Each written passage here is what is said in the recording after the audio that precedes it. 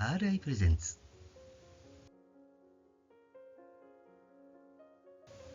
Sea People Mountain People Chapter 2 Encounter with Mythology.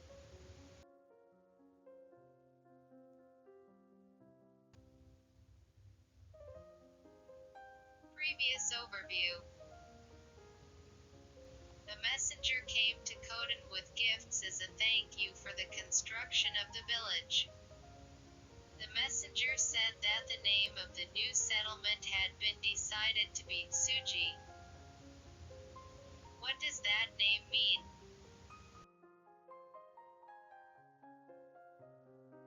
The name of the new Kotan has been decided to be Tsuji, but what does the name mean?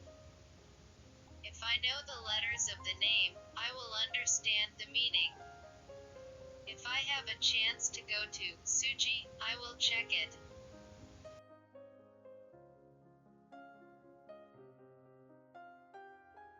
What also bothered me was that they claimed to be messengers of the priestess.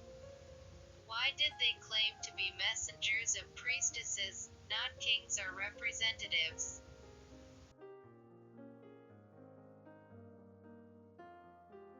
Mom said that the people who came to Hankanai Kotan were the people of Edo. Are Ashihara people different from Edo people?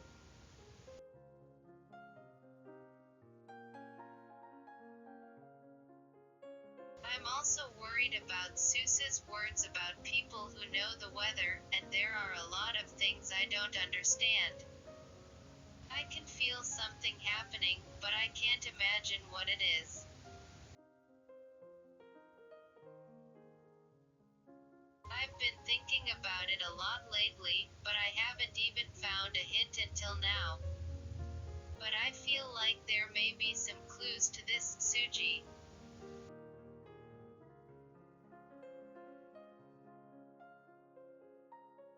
But I didn't have a chance to go to Tsuji at all, and every day after that felt like a long day because of my impatience.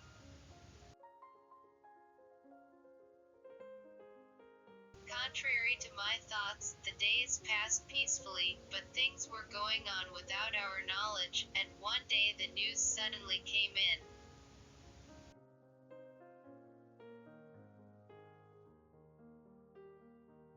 There was a report that a little distance from this Porokodan there was a slightly larger river named Gap, and that the Wajan had started something downstream of it.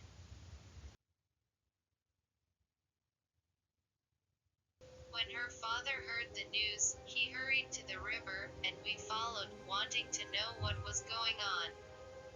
And when we arrived at the river, we were very surprised to see the sight.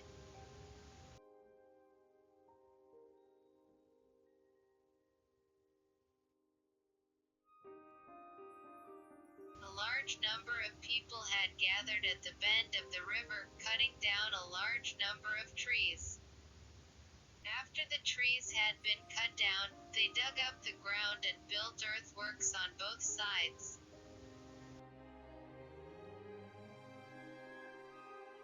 When we headed to the place, a man was giving instructions to the person who was working.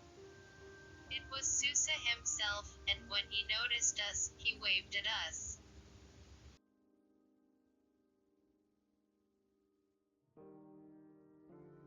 When her father went to Susa and asked him what he was doing, he replied with a smile, "I will divide the river in two." He went on to say that this would prevent the area from being overwhelmed by water every time there was a heavy rain, and that it would allow for a place to grow crops and a place to secure water, and he spread his arms wide.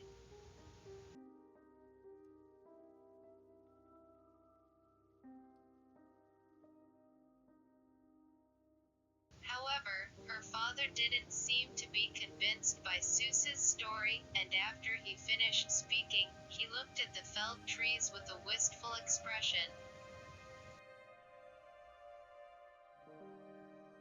River renovation itself is not a bad thing. However, for the Ainu people, who have lived in harmony with nature, I think it is difficult to accept such a large-scale destruction of nature.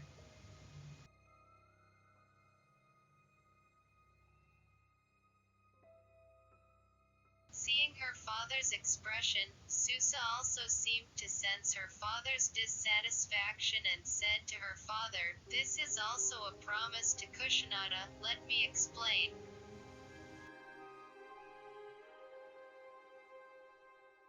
Her father heard his words and they headed for Tsuji, and Tokubchuk followed behind them, but the atmosphere on the way to Tsuji was so bad that they didn't exchange a word.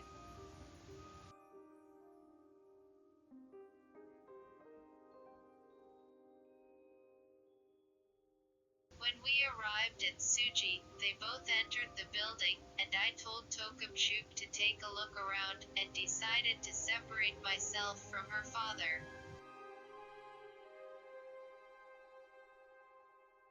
The first thing I went to see was a large rock next to the entrance of the village, and if it is customary, I think that the name of this village is written on the rock.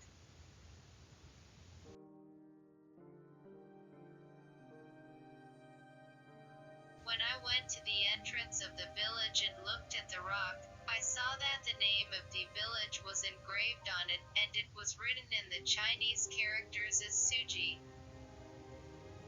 I see. In a way, it's a convincing name.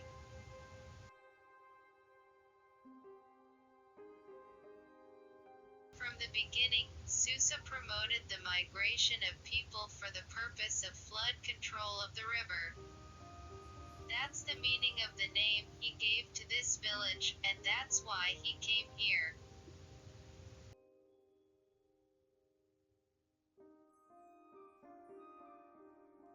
That in itself deserves recognition, but even if I am convinced, it is meaningless if the Ainu people are not convinced. For them, who have lived in harmony with nature, it is truly an outrageous act. Dad's anger shows the difficulty of persuasion, and it is unlikely that he will be easily convinced. And those worries became a reality, and news of the situation worsened arrived.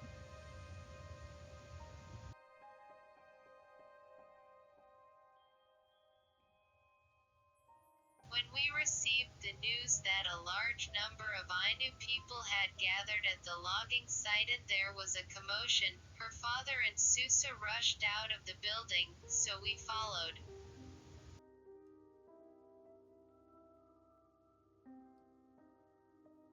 When we arrived at the site, I saw a large number of Ainu people lined up on the forest side and were glaring at the workers, and it was just before the conflict.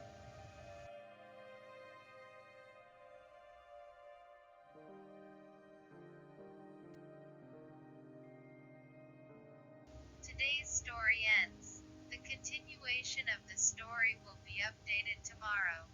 Please look forward to.